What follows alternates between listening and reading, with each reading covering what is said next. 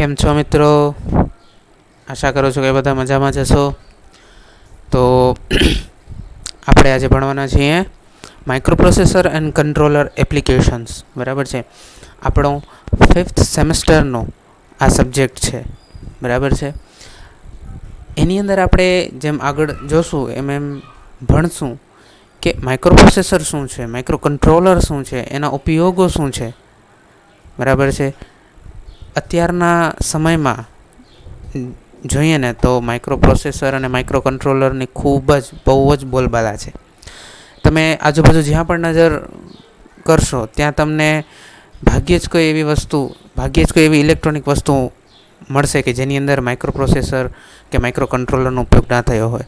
લગભગ બધી જ જગ્યાએ બરાબર છે ને આનો ઉપયોગ થાય છે. મોટાભાગની ઇલેક્ટ્રોનિક વસ્તુની અંદર માઇક્રો કંટ્રોલર અને માઇક્રો પ્રોસેસર હોય જ છે. બરાબર છે. તમે મોબાઈલ ફોન લ્યો, કમ્પ્યુટર લ્યો, લેપટોપ લ્યો, મ્યુઝિક સિસ્ટમ લ્યો, ટીવી લ્યો, બરાબર, એલઈડી ટીવી, ઓએલઈડી ટીવી, દરેક જગ્યાએ. હવે તો કારની અંદર પણ આવી રીતની સિસ્ટમ જે છે એ આવે છે. આપણે આગળ જોશું કેવી રીતની એ સિસ્ટમ હોય છે. બરાબર છે.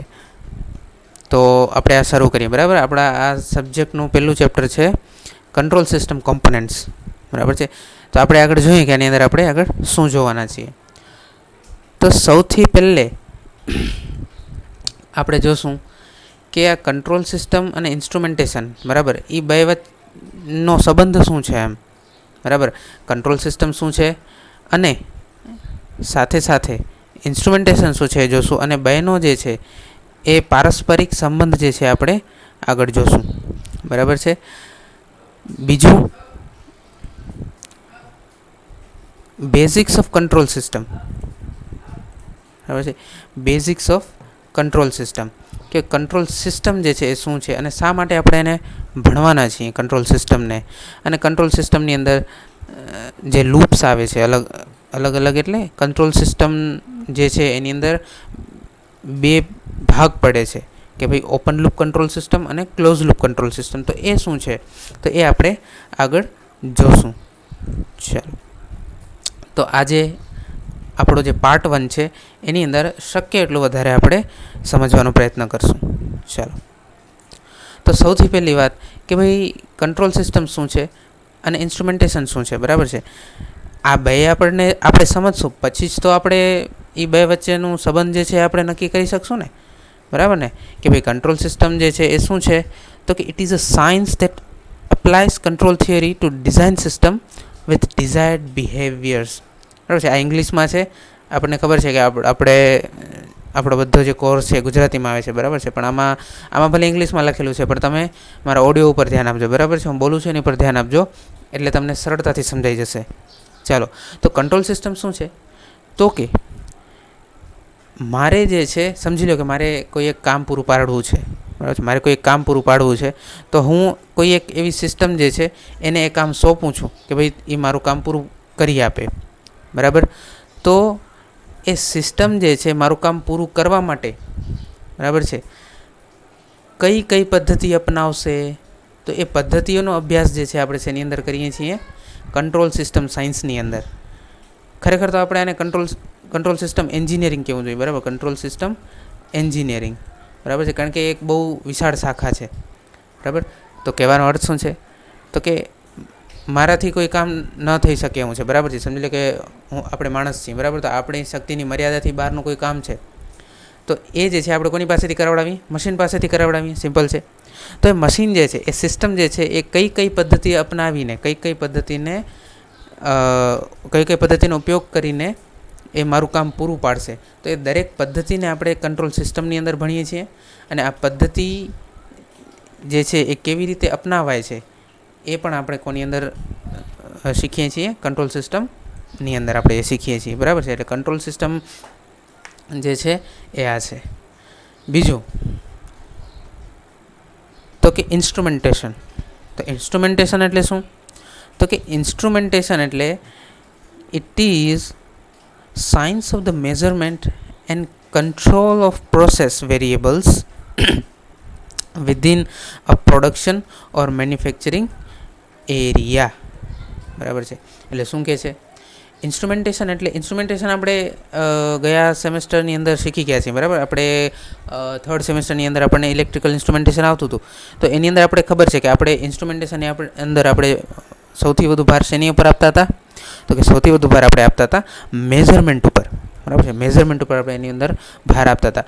પણ માત્ર મેઝરમેન્ટથી કાંઈ ન થાય, બરાબર છે. આપણે મેઝરમેન્ટને જે છે એ એનું ઇમ્પ્લિમેન્ટેશન કરવું પડે, બરાબર છે, કે જેનાથી કંઈક આપણને ફાયદો થાય, બરાબર. તો ઇન્સ્ટ્રુમેન્ટેશન શું છે, તો કે it is a science of measurement, એટલે કે મેઝરમેન્ટ તો આપણે સમજી ગયા.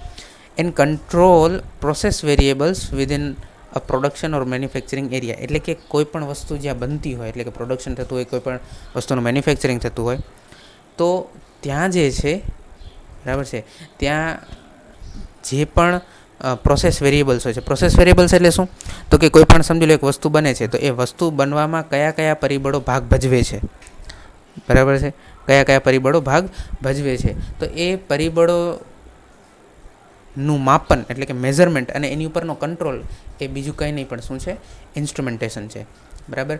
તો જો આ બેની અંદર તમને કંઈક સરખું લાગે છે, કંટ્રોલ સિસ્ટમ ને ઇન્સ્ટ્રુમેન્ટેશનની અંદર બેની અંદર કંઈક કંટ્રોલ કરવાનું આવે છે, બરાબર છે. બેની અંદર કંઈક કંટ્રોલ કરવાનું આવે છે. હવે કંટ્રોલ શા માટે કરવાનું, તો એક સિમ્પલ રીતે સમજીએ આપણે કે ભાઈ કંટ્રોલ શું કરવાનું અને શા માટે કરવાનું, બરાબર છે. ચલો જો સમજી લો કે મારે જે છે એ એક આ ચોરસ પુઠ્ઠું છે, બરાબર. આ ચોરસ પુઠ્ઠું છે. હવે એની અંદરથી મારે એકદમ વર્તુળાકાર જે છે ભાગ જે છે મને કાપવો છે, કારણ મને એની જરૂર છે. તો હવે સમજી લો કે હું નથી કાપી શકતો, બરાબર. તો હું શું કરીશ, તો કોઈક એવું મશીન જે છે, બરાબર છે, કોઈક એવું ઓટોમેટિક મશીન જે છે એની અંદર હું શું કરીશ, તો કે આ જે પુઠ્ઠું છે, ચોરસ પુઠ્ઠું, એને શું કરીશ, અંદર જવા દઈશ, કે જે એટલે હું એવું મશીન છે મારી પાસે કે જે ભાઈ આવી રીતનું મોટા મોટા પુઠ્ઠાની અંદરથી આવી રીતના ગોળ ભાગ જે છે એ કાપીને મને આપે છે. તો હવે હું આ પુઠ્ઠું જે છે મેં આની અંદર નાખ્યું, બરાબર છે. તો આ શું છે, આ સિસ્ટમ છે. આ શું છે, એ સિસ્ટમ છે જે એક ચોક્કસ રીતે કામ કરે છે, કે એક ચોરસ પુઠ્ઠું હોય કે કોઈ પણ આકારનું પુઠ્ઠું હોય એની અંદરથી મને એક વર્તુળાકાર ભાગ કાપીને આપે છે, બરાબર છે. તો હવે આ સિસ્ટમની અંદર, બરાબર છે, ઘણા બધા કોમ્પોનેન્ટ્સ હોય છે, એટલે ઘણા બધા ભાગ હોય છે. સિસ્ટમ એટલે ખાલી એક ચોરસ ચોકઠું નહીં, પણ ઘણા બધા ભાગો મળીને એક સિસ્ટમ બને છે, અને દરેક ભાગનું કામ કંઈક અલગ અલગ હોય છે. તો હવે આ દરેક ભાગોએ કોઈ એક મર્યાદા મારીને કામ કરવું પડે, બરાબર. કોઈ એક મર્યાદાની અંદરને કામ કરવું પડે, તો જ મારું કામ જે છે એ સક્સેસફુલ થાય, બરાબર. તો જ જે છે સમજી લો મને આ જે ચોરસ પુઠ્ઠું છે એનામાંથી મને શું મળે, એક વર્તુળાકાર ભાગ જે છે મને આઉટપુટમાં મને મળે, બરાબર છે. સમજાય છે? એક ચોક્કસ મર્યાદામાં રહીને દરેકે દરેક ભાગે કામ કરવું પડે. આ મર્યાદા કોણ નક્કી કરે છે, તો કે આ જે કંટ્રોલ સિસ્ટમ જે છે ને એ નક્કી કરે છે, બરાબર છે, કે કેવી રીતના તમે કામ કરવાનું છે, એટલે કે સિસ્ટમના દરેક કોમ્પોનન્ટે કેવી રીતે કામ કરવાનું છે, કે જેથી મને ડિઝાયર્ડ આઉટપુટ મળે. સમજી લો કે કોઈક આની અંદર એવું કંઈક એક એવો કોમ્પોનન્ટ છે, બરાબર છે, કે જે વ્યવસ્થિત કામ નથી કરતો, તો મને શું આ વર્તુળાકાર મળશે, મને આ ભાગ નહીં મળે. જો આ કોમ્પોનન્ટ વ્યવસ્થિત કામ નહીં કરે તો મને આની જગ્યાએ શું મળશે, કંઈક કોઈ પણ આવી રીતનો કોઈ પણ અલગ અલગ વિચિત્ર શેપ મળશે મને, બરાબર, આઉટપુટમાં. તો એ નહીં ચાલે, મને તો વર્તુળ જ જોઈએ છે. તો એના માટે જે છે આ દરેક સિસ્ટમના કોમ્પોનન્ટ્સને કંટ્રોલમાં રાખવા માટે આપણે કંટ્રોલ થિયરીનો ઉપયોગ કરીએ છીએ. આપણે આગળ જોશું શું છે, બધું જોશું, બરાબર છે. અને તો જ મને, બરાબર છે, કંટ્રોલ બધા કોમ્પોનન્ટ્સ કંટ્રોલ્ડ એન્વાયરમેન્ટમાં કામ કરે, કંટ્રોલ કન્ડિશનમાં કામ કરે, તો જ મને જે છે એ ચોક્કસ આઉટપુટ મળે છે, બરાબર છે. એટલે કે મેન્યુફેક્ચરિંગ જે છે મારું એ ચોક્કસ થાય છે, બરાબર છે. હજી આપણે વધારે સારી રીતે તો સમજી લો કે આ તો આપણે ચાલો કંટ્રોલ સિસ્ટમ સમજ્યા. હવે આપણે થોડુંક આગળ જઈને સમજીએ કે પ્રોડક્શન અને મેન્યુફેક્ચરિંગ એરિયામાં આ કંટ્રોલ સિસ્ટમ કેમ કામ કરે છે, બરાબર છે. સમજી લો કે એક કાર બનાવતી કંપની છે, બરાબર છે. કારનું સમજી લો એક ચેસિસ છે, બરાબર. કારની ચેસિસ, બરાબર ને, એક એનો જે ભાગ હોય છે આખો, જેનાથી કાર બને છે, આખી લોખંડનો ભાગ હોય છે, તો એ કારની ચેસિસ છે, બરાબર. તો હવે એ કારની ચેસિસ જે છે, બરાબર, એને જે છે આપણે વ્યવસ્થિત રીતે બનાવવાની છે. અને એ ચેસિસમાં અહીંયા જે નીચેના ભાગે શું કરવાનું છે, આપણે આવી રીતના પેડા સમાઈ શકે બરાબર છે. એ માટેનું આપણે આવી રીતનું જે કાપો મૂકવાનો છે, બરાબર, એવો એ રીતનો ભાગ કાપવાનો છે, બરાબર. તો હવે પહેલે તો આખી ચેસીસ જશે અંદર, બરાબર છે. આવી રીતના આખી ચેસીસ અંદર જશે, કોઈ સિસ્ટમ જે હશે એની અંદર, બરાબર. અને પછી અંદરથી બારે શું નીકળશે, આવી રીતના નીચેથી પૈડા સમાઈ શકે એવી રીતનો ભાગ કાપીને બહાર નીકળશે, બરાબર. હવે સમજી લો કે આની અંદર જે છે કોઈ કમ્પોનન્ટ છે, બરાબર. આ જે સિસ્ટમ છે, બરાબર, આ સિસ્ટમ છે, બરાબર. એની અંદર એક કોઈ કમ્પોનન્ટ છે કે જે બરાબર કામ કરતો નથી, બરાબર છે, જે કંટ્રોલમાં નથી, બરાબર છે. આ જે કંટ્રોલમાં નથી તો શું થશે, તો કાં તો આ એક બનશે જ નહીં, કાં તો કંઈ જ નહીં બને, કાં તો એક નીચે બનશે, એક ઉપર બનશે, જે આપણા કાંઈ કામનું નથી. એટલે કંટ્રોલ સિસ્ટમનું મેન્યુફેક્ચરિંગ એરિયામાં પ્રોડક્શન ફેસિલિટીની અંદર બહુ જ કામ છે, બરાબર છે. ચાલો આપણે આગળ વધીએ હવે. તો આ હતો કંટ્રોલ સિસ્ટમનો ઇન્સ્ટ્રુમેન્ટેશનની અંદર ઉપયોગ, બરાબર છે, કે જરૂરી છે જ એમ સિસ્ટમ કંટ્રોલની અંદર કામ કરવી જોઈએ, એટલે કે એક કંટ્રોલ્ડ વેમાં કામ કરવી જોઈએ, તો જ આપણને જે છે ને એ વ્યવસ્થિત આઉટપુટ મળે, નહીંતર ગમે એ આઉટપુટ આપણને મળી શકે, બરાબર છે. તો આપણે જોઈએ કે ભાઈ ઓટોમેશન જે છે એ શું છે. ઓટોમેશન અત્યારે, બરાબર, ઇન્ડસ્ટ્રીની અંદર ઓટોમેશન છે. ઓટોમેશન એટલે શું, ઓટોમેશન એટલે બીજું કંઈ નહીં પણ જે કંટ્રોલ છે, બરાબર, કંટ્રોલ સિસ્ટમનો જેને કહેવાય કે આમ સૌથી વધુ ઉપયોગ એમ કંટ્રોલ સિસ્ટમનો થઈ શકે એટલો વધારે ઉપયોગ કરીને જે કામ કરવામાં આવે એ એટલે ઓટોમેશન. આપણે એક રીતે એવી રીતના કહી શકીએ, બરાબર. ઓટોમેશનમાં જનરલી શું હોય છે કે દરેક વસ્તુ પોતાની મેળે થતી હોય છે, પોતાની રીતે થતી હોય છે. એનામાં હ્યુમન ઇન્ટરવેન્શન એટલે કે માણસનો કોઈ દખલ તેમાં હોતી નથી, બરાબર, આપણને ખબર છે. તો માણસની દખલ ક્યારે ન જોઈએ, જ્યારે સિસ્ટમ પોતાની રીતે નિર્ણય લઈ શકે અને પોતાની રીતે કંટ્રોલમાં કામ કરી શકે, બરાબર છે. ત્યારે ને ત્યારે આપણે કહી શકીએ કે સિસ્ટમ ઓટોમેટેડ છે, બરાબર. તો અહીંયા ઓટોમેશનનો આમ કહેવાય ને કે આમ સૌથી વધુ ઉપયોગ એમ શક્ય એટલો સૌથી વધારે ઉપયોગ જે છે અહીંયા ઓટોમેટિક સિસ્ટમની અંદર કંટ્રોલ સિસ્ટમનો કરવામાં આવ્યો હોય છે ઉપયોગ, બરાબર. આમ સૌથી વધારે એમ થઈ શકે ને આમ એટલી મેક્સિમમ લેવલે કરવામાં આવ્યો હોય, કારણ કે તો જ સિસ્ટમ પોતાની મેળે કામ કરી શકે. સિસ્ટમ પોતાની મેળે કામ કરી શકે, પોતાની રીતે કામ કરી શકે, એના માટે શું જરૂરી છે, નંબર 1 નિર્ણય લેવાની શક્તિ, પોતાની રીતે નિર્ણય લેવાની શક્તિ, અને દરેક સિસ્ટમ કોમ્પોનન્ટ એ નિર્ણય પ્રમાણે કંટ્રોલ વેમાં કામ કરે એ બહુ જ જરૂરી છે, તો જ ઓટોમેશન શક્ય છે, બરાબર.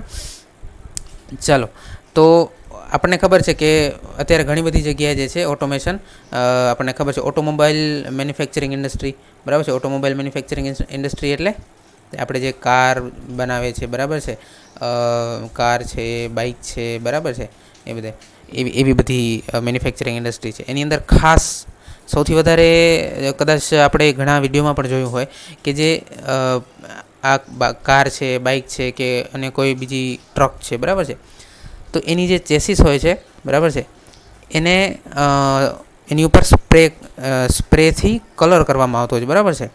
તો એ કલર જનરલી કોણ કરતું હોય છે આપણને ખબર છે, રોબોટિક હેન્ડ્સ હોય છે, બરાબર છે. રોબોટિક હેન્ડ્સ હોય છે એ એની ઉપર એવી રીતના સ્પ્રે કરતા હોય છે, બરાબર, એ જે ચેસીસ હોય છે એની ઉપર, અને આખો કલર થઈ જાય એટલે એ એક ચેસીસ આગળ જાય, પછી એના પછી કંઈ બીજી ચેસીસ આવે, બરાબર. તો આ જે છે એ શું છે, આ ઓટોમેશન જ છે ને, બરાબર છે, આ ઓટોમેશન જ છે. પછી ઇલેક્ટ્રોનિક ડિવાઇસીસ મેન્યુફેક્ચરિંગ ઇન્ડસ્ટ્રી એટલે કે આ લેપટોપ, કમ્પ્યુટર, પછી આપણે ટીવી, ફ્રીજ, બરાબર, એસી, બીજું ઘણું બધું એમ મ્યુઝિક સિસ્ટમ. તો આ દરેક ઇન્ડસ્ટ્રી જે છે એની અંદર પણ ઓટોમેશનનો ઉપયોગ ઘણો થાય છે. એફએમસીજી શું છે વળી, તો કે fast moving consumer goods industry. એટલે કે શું, તો કે જે આપણે આ બધી વેફર્સની ઇન્ડસ્ટ્રી છે ને, જે વેફર્સની ઇન્ડસ્ટ્રી, બધી ચોકલેટ બનાવતી ઇન્ડસ્ટ્રી, એવી ઇન્ડસ્ટ્રી કે જે વસ્તુ તો નાની બનાવે છે, સસ્તી વસ્તુ બનાવે છે, બરાબર, 10-15 રૂપિયાની, 20-25 રૂપિયાની જે છે એ વસ્તુ બનાવે છે, પણ એની ડિમાન્ડ જે છે ને એ આમ બહુ જ વધારે છે, બરાબર, બહુ જ વધારે છે. તો આવી વસ્તુઓ બનાવતી જે જે ઇન્ડસ્ટ્રી છે, જે કંપનીઝ છે, બરાબર છે, એને શું કહેવાય? Fast moving consumer goods industry, બરાબર છે. એટલે કે વસ્તુ ભલે ઓછા મૂલ્યની બનાવે છે, 20, 25, 30, 35 રૂપિયાની, પણ એની ડિમાન્ડ જે છે ને એ વધુ વસ્તીના કારણે કેટલી છે? વધારે ડિમાન્ડ છે, બરાબર. એટલે જ કહેવાય છે કે ફાસ્ટ મૂવિંગ છે, બરાબર છે, કે બહુ વધારેનો વિકાસ થાય છે. હવે તો ડિમાન્ડને પહોંચી વળવા માટે શું કરવું પડે? તો કે જે મેન્યુફેક્ચરિંગ લાઇન હોય, બરાબર, એને ફાસ્ટ કરવી પડે. ફાસ્ટ ક્યારે થાય? જ્યારે ઓટોમેશન આવે ત્યારે. એક્ઝેક્ટલી, બરાબર. જ્યારે ઓટોમેશન આવે ત્યારે એ ફાસ્ટ થાય, બરાબર. તો આ છે એફએમસીજી ઇન્ડસ્ટ્રી. આવી પછી તો કે ટેક્સટાઇલ ઇન્ડસ્ટ્રી, બરાબર છે. ટેક્સટાઇલ ઇન્ડસ્ટ્રી એટલે કાપડની ઇન્ડસ્ટ્રી, બરાબર. કાપડની ઇન્ડસ્ટ્રીની અંદર આપણને ખબર છે કે જે સિન્થેટિક જે ફાઈબર આવે છે, બરાબર, સિન્થેટિક કાપડ આવે છે, બરાબર, સિન્થેટિક કાપડ. તો એ સિન્થેટિક કાપડ બનાવવાની જે પદ્ધતિ છે એનામાં ઓટોમેશનનો ઉપયોગ થાય છે. પછી અલગ અલગ જાતના કપડાં બનાવવા માટે પણ ટેક્સટાઇલ ઇન્ડસ્ટ્રીની અંદર ઓટોમેશનનો ઉપયોગ થતો હોય છે, બરાબર છે. તો આ હતી ઓટોમેશનની વાત, બરાબર છે. ઓટોમેશનની વાત શા માટે? કારણ કે આપણને સમજવું હતું કે કંટ્રોલ સિસ્ટમ જે છે એ કેવી રીતે ઇન્સ્ટ્રુમેન્ટેશનની અંદર ભાગ ભજવે છે, બરાબર છે. એ સમજવું હતું, એટલા માટે આપણે ઓટોમેશન સમજ્યા, બરાબર છે. ચલો, બરાબર. ઓટોમેશન, અને અત્યારે તો આપણને ખબર છે ઓટોમેશન કઈ લેવલે પહોંચી ગયું છે, બરાબર છે. કે આ જે છે ગૂગલ કાર, બરાબર, કે ડ્રાઈવરલેસ કાર, ડ્રાઈવરની જ્યાં શું જરૂર જ ના હોય, બરાબર. તો ડ્રાઈવરલેસ કાર જે છે એ પણ એકદમ ઓટોમેશનનું શું કહેવાય? હાઇટ ઓફ ઓટોમેશન કહી શકાય એક રીતે. ડ્રાઈવરલેસ કાર, એમ ડ્રાઈવરની જરૂર નહીં એમ. પછી આ કોણ છે? આને તો બધા ઓળખતા હશે, અસીમો, બરાબર. હ્યુમેનોઇડ રોબોટ એટલે કે માણસ જેવો રોબોટ, બરાબર. તો આની અંદર પણ આમ જેને કહેવાય ને કે હાઇટ ઓફ ઓટોમેશન તો ચાલો ઠીક છે, પણ આમ શું કહેવાય? આમ જેને કહેવાય ને કે આમ મનુષ્યની જે બુદ્ધિમત્તા જે છે ને એ અહીંયા આપણને આમ ટોચના લેવલે દેખાય એમ કે ભાઈ મનુષ્ય પોતાના જેવો રોબોટ જે છે એ બનાવી શકે છે, બરાબર. હજી આની અંદર ઘણા બધા સુધારા વધારા થાય છે. આનાથી પણ સારા સારા રોબોટ્સ આવે છે અને આવશે પણ ખરા, બરાબર. ત્યાં પણ આપણને ખબર પડશે કે માણસની બુદ્ધિમત્તા જે છે ક્યાં સુધી પહોંચી છે, બરાબર. તો આ જે છે એ ઓટોમેશનના ઉદાહરણ છે. અને આની અંદર સૌથી મહત્ત્વનો ભાગ કોણ ભજવે છે? Control system. Exactly, control system. હવે તમે જ વિચાર કરો કે આ કાર છે, બરાબર, રસ્તા ઉપર જાય છે અને અચાનક જ આ કારની અંદર કોઈ એક એવી કંટ્રોલ સિસ્ટમ છે કે જેનો કમ્પોનન્ટ જે છે એ ફેલ થઈ ગયો, અથવા તો જે પ્રમાણે કામ કરવો જોઈએ એ પ્રમાણે નથી કરતો, તો શું થાય? ઓબ્વિયસ છે કે વહેલું મોડું એક્સિડન્ટ થવાનું જ છે, બરાબર છે. તો આ વાત છે, બરાબર.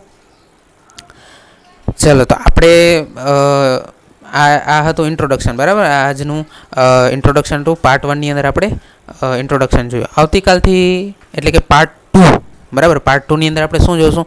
તો કે વોટ ઇઝ સિસ્ટમ, એટલે કે કંટ્રોલ સિસ્ટમ, કે સિસ્ટમ એટલે શું છે, બરાબર છે. કંટ્રોલ મેથડ શું છે, બરાબર, અને કેવા કેવા પ્રકારની કંટ્રોલ સિસ્ટમ જે છે એ હોય છે, બરાબર. તો આ જે છે એ આપણે પાર્ટ 2માં જોઈશું, બરાબર. તો અત્યારે આપણે અહીં સુધી રાખીએ છીએ, બરાબર છે. ઓકે, તો આપણે આપણો ક્લાસ જે છે એ અહીં પૂરો કરીએ, બરાબર છે. Okay, thank you.